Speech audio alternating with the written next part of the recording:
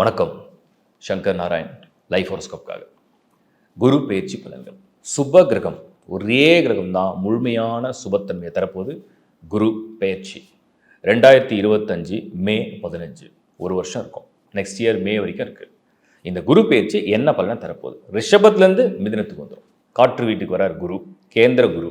கேந்திரத்தில் பொசிஷன் எடுக்கிறார். அவரோட பார்வை என்ன பண்ண போகுது, ஒவ்வொரு ராசிக்கும் தனித்தனியே டீட்டெயிலாக எக்ஸ்பிளைன் பண்ணுறேன். குருவை பற்றின மற்ற அடிஷ்னல் இன்ஃபர்மேஷனை இந்த வீடியோட எண்ணிலையும் கொடுத்துட்றேன். கம்ப்ளீட்டாக பாருங்கள். ஸோ ஒரு கிளியர் அண்டர்ஸ்டாண்டிங் உங்களுக்கு கிடைக்கும்.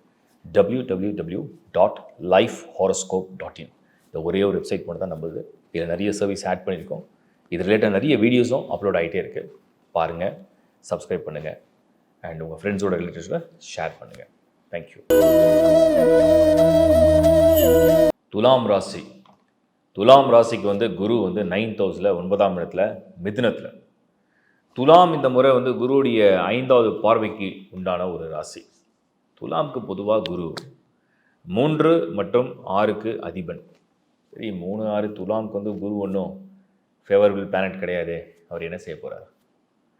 எப்பெல்லாம் குரு ஒரு ராசிக்கு, சந்திரன் நிற்கக்கூடிய ராசிக்கு 9, 2, 5, 7, 9, 11 இந்த இடத்துல குரு ஸ்தான பலமாக வந்தால், அந்த பார்வை பர்டிகுலராக 9ஆம் இடத்துல குரு வந்துட்டார்னா கண்டிப்பாக அந்த ராசியை பார்த்துருவார்.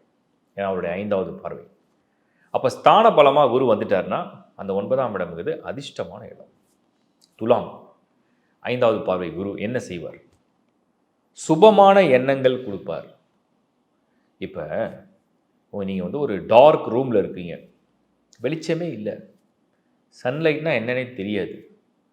திடீர்னு ஒரு நாள் உங்களுக்கு ஒரு டோர் ஓப்பன் ஆகுது, இல்லை ஒரு விண்டோ ஓப்பன் ஆகுது, வெளிச்சம் வருது, லைட் வருது. லைட் வந்தால் தான் நீங்கள் முதல்ல நீங்கள் யாருன்னே உங்களை தெரிஞ்சிக்க முடியும். ஒளி அது காட்டும் வழி. ஸோ அந்த லைட் அப்படிங்கிறத பார்க்கக்கூடிய நேரம். அப்படின்னா இது வரைக்கும் நிறைய விஷயம் இதோ இப்போ நடக்கும், இதோ அப்போ நடக்கும், இதோ நடந்துடும், இதோ முடிஞ்சிடும், இதோ கிடைச்சிரும், இதோ ஓகே ஆகிடும், இதோ கிளிக் ஆகிடும் அப்படிங்கிற மாதிரி நிறைய விஷயம் எல்லாமே பெண்டிங், டிலே, அன்எக்ஸ்பெக்டட் ஆப்ஸ்டக்கல்ஸ். அதெல்லாம் இப்போ சுபம் நடந்தது, கிடைச்சிது, பலன் அடைஞ்சோம், வருத்தம் இல்லை அப்படிங்கிற சூழ்நிலை தான் இந்த குரு பார்வை உங்களுக்கு முதல்ல செய்யும். முதல் வீடுங்கிறது உங்களுக்கு நல்லா தெரியும், உங்களுடைய தலை, உங்களுடைய அறிவு, உங்களுடைய புத்தி. அந்த இடத்துல அந்த குரு பார்வை உங்களோட அறிவில் ஒரு தெளிவை ஏற்படுத்தும். ஒரு பாசிட்டிவ் மைண்ட் செட், ஒரு பாசிட்டிவ் வைப். அதுதான் இப்போ துலாமுக்கு கிடைக்கக்கூடிய முதல் பலன். அடுத்தது அதே குரு குட் நியூஸை கொண்டு வந்துடுவார். ஸோ உங்கள் ராசியை பார்க்குறதுனால அது மேலே இருந்த அந்த கலங்கம், அந்த வருத்தம், அது தேவையற்ற பிழைகள், அதை சரி பண்ணுறாருன்னு அர்த்தம். ஒரு குட் நியூஸை கொண்டு வராருன்னு அர்த்தம். அதை இந்த குரு உங்களுக்கு செய்ய போகிறாருன்னு அர்த்தம். அடுத்து அவருடைய பார்வை உங்களுக்கு 3rd ஹவுஸ், 3ஆம் இடம், உங்களுடைய ராசிக்கு 5ஆம் இடம். ஸோ 1, 3, 5. துலாமை பொறுத்த வரைக்கும் 9ல் இருக்கக்கூடிய குரு உங்கள் ராசிக்கு 1, 3, 5. இந்த 3ஆம் இடங்கிறது சொல்லவே வேணாம். உங்களுடைய சகோதர சகோதரிகள், இளையவர்கள், அவர்கள் மூலயமா கிடைக்கக்கூடிய ஆதாயம், அதன் மூலயமா கிடைக்கக்கூடிய பலம், ஆதாயம், இது உங்களுடைய 3ஆம் இடத்து பார்வை. அதே துலாமுக்கு 5ஆம் இடத்து பார்வை, குழந்தை பாக்கியம், ஒரு அதிர்ஷ்டம், உங்களோட பூர்வ ஜென்ம புண்ணியம், இந்த ஜென்மத்தை நீங்கள் செய்யக்கூடிய நல்ல விதைகள், நல்ல புண்ணியங்கள், உங்களுடைய அறிவாற்றல், உங்களுடைய புகழ், உங்களுடைய திறமை, பொக்கிஷம், இதெல்லாம் இந்த குரு பார்வை உங்களுக்கு பலப்படுத்தும். துலாம் குருவுடைய இந்த இடம் ஓராண்டு காலம் துலாமை பொறுத்த வரைக்கும் எதெல்லாம் உங்களுக்கு ஒரு டஃப், ஒரு காம்படிட்டிவாக உங்களை எதிர்த்து, உங்களுக்கு ஒரு மாதிரி ஒரு நெருக்கடி, உங்களுக்கு ஒரு மாதிரி ஒரு கடினமான சூழ்நிலைகள், இதெல்லாம் எதெல்லாம் கொடுத்ததோ, யாரெல்லாம் தந்தார்களோ அதெல்லாம் விலகும் நேரம், இல்லை அவர்களே உங்களுக்கு நட்பு பாராட்டக்கூடிய நேரம், ஸோ எதிரிகளே நண்பர்களாக மாறக்கூடிய நேரம். அந்த மாதிரி ஒரு சூழலை தான் துலாமுக்கு இப்போ ஏற்படுத்துது. காற்று ராசியில் பிறந்த நீங்கள், அதே காற்று ராசியான மிதுனத்தில் வரக்கூடிய குரு ஒரு பூரணமான, வேகமான, விவேகமான, ஒரு ஆற்றல் மிக்க சுபமான பலன்களை ஏற்படுத்த நெருங்கி வராருன்னு அர்த்தம்.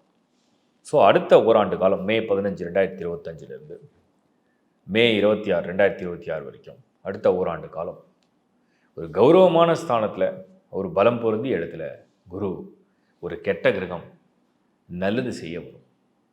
என்னுடைய மனமார்ந்த வாழ்த்துக்கள். இப்போ நீங்கள் வந்து ஒரு ஒரு பலனை பார்த்துருப்பீங்க.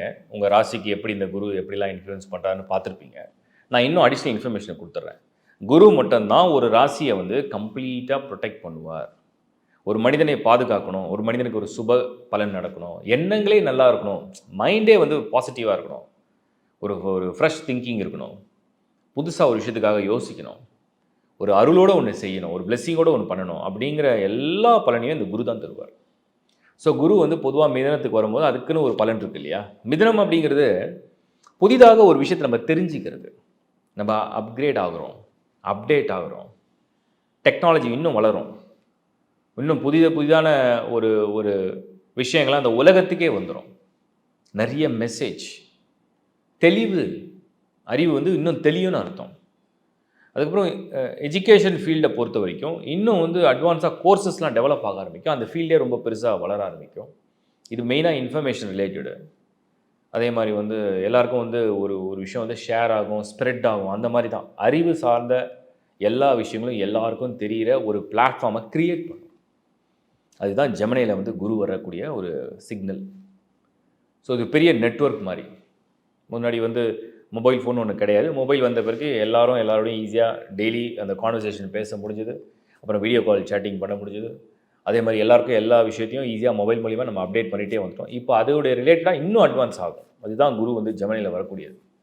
இன்னும் லேட்டஸ்ட் டெக்னாலஜிலாம் அப்டேட் ஆகத்தான். இதுதான் ஃபஸ்ட்டு இன்ஃபர்மேஷன். ரெண்டாவது, குரு வந்து கேந்திரத்தில் வர கேந்திர குரு. ஸோ கேந்திரத்தில் வரதுனால அவருடைய சார்ஜ் எடுக்கும்போது என்னென்னா இந்த ஸ்கொயர்னு சொல்லுவோம் 1 4 7 10. ஸோ அவருடைய 2 வீடுகள், அதுக்கு கேந்திரம் வந்து மிதுனம் மற்றும் கன்னி. அந்த இடத்துல இருக்கும்போது குருவுடைய விட்டு அவரே ஒரு இடத்த பார்க்க ஆரம்பிச்சிடறாரு. அது ஒரு பெரிய அடிஷ்னல் பலம்னு எடுத்துக்கலாம். பொதுவாகவே வந்து காலச்சக்கரத்துக்கு 3rd ஹவுஸில் குரு வரும்பொழுது என்ன மாதிரியான பலன்களை தருவார் அப்படின்னு சொன்னோம்னா, பெரிய லெவலில் வந்து இந்த பிஸ்னஸ் எக்ஸ்பான்ஷனை பற்றின பிளானிங், அந்த பிளானிங் வந்து ரொம்ப நல்லா ரொம்ப வைடாக வர ஆரம்பிச்சிடும். இதெல்லாம் வந்து குருவுடைய இன்னொரு அட்வான்டேஜ். அதுக்கப்புறம் நம்ம வந்து பர்த் சார்ட்டில் உங்களுக்கு நீங்கள் உங்கள் ராசிக்கு, அதாவது சந்திரன், அது வந்து நீங்கள் ஈஸியாக தெரிஞ்சுப்பீங்க. இப்போ மேஷம்னா 3, ரிஷபம்னா 2, மிதுனம்னா ஜென்மகுரு அப்படின்னு சொல்லிட்டு. பட் பர்த் சார்ட்டில் உங்களுக்கு வந்து குருவுடைய பொசிஷன் எங்கே அப்படிங்கிறத நீங்கள் பார்க்கணும். அவுட் ஆஃப் 12 வீட்டில் ஒவ்வொரு இடத்துக்கும் குருக்கு ஒரு பலம் இருக்குது. மேஷத்தில் இருந்தால் ஒரு பலம் இருக்குது, ரிஷபத்துக்கு இருந்தால் ஒரு பலம் இருக்குது. இந்த முறை அது மிதுனத்தில் குரு இருக்கார். ஸோ உங்கள் ஜனன ஜாதகத்தில் குரு எங்கே இருக்கார் அப்படிங்கிறத பார்க்கணும். அதை விட மெயினாக இன்னொரு இன்ஃபர்மேஷன் சொல்லிடுறேன். குரு நான் ஏற்கனவே சொன்ன ஒரு பாசிட்டிவ் பிளானட். அவர் எந்த ஹவுஸில் போய் இருந்தாலும் ஆல்ரெடி அந்த வீட்டில் யாருக்காவது பிளானட்ஸ் இருந்ததுன்னா கண்டிப்பாக சந்திரன், மிதுன ராசிக்காரங்களுக்கு சந்திரன் இருக்கும். மிதுன ராசியை சேர்ந்த எல்லாருக்குமே சந்திரன், இப்போ குரு வரதுனால அங்கே இருக்கும். சந்திரன் மேலே குரு பொசிஷன் எடுப்பார். ஸோ சந்திரன்னா மனசுனா ஆசை, விருப்பம். அதை வந்து எப்படியாவது பாசிட்டிவ் ஆக்டிவேட் பண்ணுறது குரு உள்ளே வராரு. அதான் ஜென்ம குருன்னு சொல்லுவாங்க. இப்போது அதையும் தாண்டி உங்களுக்கு வந்து அந்த மிதுனத்தில் வேறு ஏதாவது பிளானட்ஸ் ஃபில் ஆகிருக்கா? அந்த சார்ட்டை இப்போ நீங்கள் பார்த்தீங்கன்னா தெரியும். அந்த corner, right side corner, top corner, அந்த இடத்துல ஒரு சுக்கிரன் இருக்கலாம், புதன் இருக்கலாம், சூரியன் இருக்கலாம், ராகு இருக்கலாம், சனி இருக்கலாம், யார் வேணா இருக்கலாம். அது மேலே குரு பொசிஷன் எடுக்கும்போது, அதாவது பர்த் சார்ட், உங்களோட பர்த் சார்ட் ஒரு பக்கம் இருக்கட்டும். இப்போ இந்த கோச்சார பலன்னு சொல்கிறோம் இல்லையா, கரண்ட் டிரான்சிட், இந்த டிரான்சிட்டில் வந்து அந்த குரு வந்து அந்த இடத்துல நீங்கள் மேலே அப்படி சூப்பர் இம்போஸ் பண்ணி ஃபில் பண்ணிங்கன்னா ஒரு 2 லேயர் மாதிரி வச்சுக்கணும். ஒரு ஷீட்டில் வந்து உங்கள் பர்த் சார்ட் இருக்கணும், இன்னொரு ஷீட்டில் வந்து இந்த குரு மட்டும் நீங்கள் இந்த கார்னரில் ஃபில் பண்ணி அது மேலே அப்படி சூப்பர் இம்போஸ் பண்ணிங்கன்னா அது எந்தெந்த பிளானட்லாம் அந்த மிதுனத்தில் ஃபில் ஆகிருக்கோ அது மேலே குரு போய் அதை ஆக்டிவேட் பண்ணணும். பாசிட்டிவாக ஆக்டிவேட் ஆகும். இது வந்து நிறைய பேர் கேட்டீங்க, சனியில் பயிற்சியை பற்றி நான் காம்போவில் வந்து கேட்டிருந்தீங்க. அப்படி லெஃப்ட் கார்னரில் சனி இருந்தால் என்ன நடக்கும். சனி வந்து ஒரு மாதிரி ஒரு பேட் அண்ட் குட் எல்லாம் ஒரு மாதிரி மிக்ஸ்டு எனர்ஜி தான். 100% குட்டுன்னு சொல்ல முடியாது. ஸோ யாருக்கெல்லாம் அந்த லெஃப்ட் கார்னரில் இந்த சனி பயிற்சியை சொல்லும் போது சொல்கிறேன், அது நிறைய பேர் கேட்டதுனால, அந்த லெஃப்ட் கார்னரில் சனி இருந்ததுன்னா அதை அவங்களுக்கு கொஞ்சம் ப்ரெஷர் கொடுக்கும், ஒரு மாதிரி ஒரு ஹார்ட் ப்ரெஷர் கொடுக்கும். குரு அப்படி கிடையாது. குரு சுப கிரகம். எந்த பிளானட் மேலே போய் அந்த குரு பொசிஷன் எடுக்க போதோ அதை பாசிட்டிவாக ஆக்டிவேட் பண்ணும். அதை பாசிட்டிவாக ஆக்டிவேட் பண்ணிடுச்சுன்னா ரிசல்ட்டை கொண்டு வரும். இவ்வளோதான் விஷயம். ஸோ இப்போ அந்த குரு பயிற்சியை பற்றின ஒரு டீட்டெயிலை பார்த்துருப்பீங்க. இதுக்கப்புறம் நான் இப்போ ராசி பற்றி கொடுத்துருக்கேன். லக்னாவோட கம்பைன் பண்ணி, தசாபுதியோட கம்பைன் பண்ணி அடுத்த டீட்டெயிலான ப்ரெடிக்ஷனும் தரேன். தொடர்ந்து பாருங்கள், சப்ஸ்கிரைப் பண்ணிங்க. உங்களுக்கு வீடியோ பிடிச்சிருக்குன்னா லைக் பண்ணுங்கள், நண்பர்களோட உறவுகளோட ஷேர் பண்ணுங்கள். அதிகப்படியான இன்ஃபர்மேஷனை முடிஞ்ச அளவுக்கு உங்கள் கமெண்ட்ஸை பேஸ் பண்ணி தான் கொடுக்குறேன். உங்களுக்கு என்ன ஜென்யூனாக தோணுதோ கமெண்ட்ஸில் போடுங்க. தேங்க்யூ.